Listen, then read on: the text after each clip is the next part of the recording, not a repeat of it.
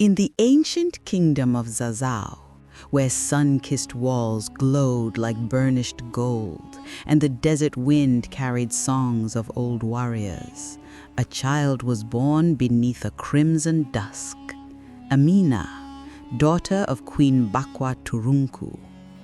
From her earliest days, Amina was unlike any child the kingdom had known. While other children played with clay dolls, she chased shadows on horseback. While they learned courtly manners, she learned the weight and balance of a spear. The palace guards often whispered, "This child, she carries the fire of 1,000 suns." But Queen Bakwa only smiled, for she knew the truth. Amina had come into the world destined not just to lead, but to change the course of Hausa history forever. By the age of 10, Amina's Hape knew every corner of the palace training grounds. She learned archery from retired generals, swordsmanship from masters, and strategy from scholars. Her determination startled even the elders. She trained at dawn when the city still slept. She trained at night under the silver moon. She trained until her arms shook, her breath quivered, and her spirit burned brighter. At 14, she was already taller than many men, with shoulders toned by battle practice and eyes that gleamed with purpose. A visiting chief once laughed at the idea of a girl training for war. Amina answered by splitting a spear target clean in half. The chief never laughed again. When Queen Bakwa died, Amina's younger sister Zaria took the throne. Amina became the commander of the Royal Cavalry, the fiercest military force in all Hausa land. Under her leadership, horses thundered like a moving storm. Her warriors rode in elegant formation, their blades flashing like lightning. Amina herself, dressed in crimson leather armor, became a living legend across the savannah. She had only one rule for her soldiers: if fear rides with you, dismount and let courage take your place.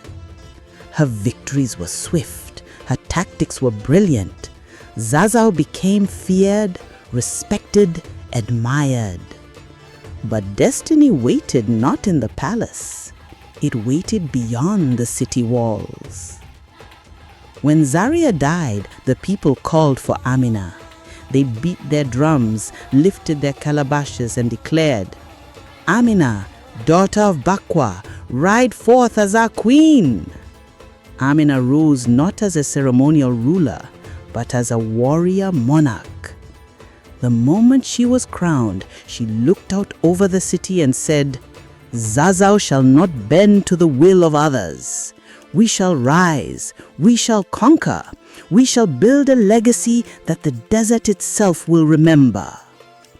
And so began the greatest military campaign in ancient Hausa history. For 34 years, Queen Amina led her armies farther than any ruler of Zazzau ever had. She conquered territories across Kano, Katsina, Nupe, Bauchi, Kwararafa, and beyond. She rode at the front, always the first to charge, the last to retreat. Her long braided hair swung behind her like a warrior's banner. Her spear, called Aminar Gari, glowed under the sun like a star forged from iron. Wherever Amina conquered, she ordered high defensive walls built. Ganua Amina, the walls of Amina, many of which still stand today as silent monuments to her brilliance. She turned Zazzau into the wealthiest trading empire in the region, controlling routes for gold, horses, slaves, leather, and metal. And her enemies, who once mocked the idea of a woman warrior, now trembled at the mention of her name. Though feared in war, Amina ruled with fairness. She listened to the cries of villagers, protected merchants on trade routes, and rewarded loyalty generously. Children adored her, traders praised her, Warriors swore their lives to her. Yet beneath the armor, she carried the burdens of leadership, the silence of nights where only the desert wind answered her thoughts. But she never regretted the life she chose. She once told her advisors, "I was born for the saddle and the battlefield. Let others chase comfort. I chase destiny." In her mid-60s, when most monarchs long retired, Amina still led her soldiers into battle. It was during a campaign near Atagara that fate tightened its grip. One night, under a sky filled with restless stars, Amina stood atop a hill overlooking her camp. The firelight danced against her armor, and she whispered a prayer to her ancestors. The next morning, a surprise attack swept through the valley. Amina fought fiercely, her spear flashing, her voice commanding, her courage unbroken. But destiny had written her final chapter. When the dust settled, the lioness of Zazzau had fallen. Her warriors wept, her kingdom trembled, and the Hausa world changed forever. Queen Amina's legacy did not fade. Her walls still stand across Nigeria. Her name still echoes in history books. Her stories still inspire girls and women across Africa. For she was not merely a queen. She was a blaze in the desert, a woman whose courage carved her name into the stones of time.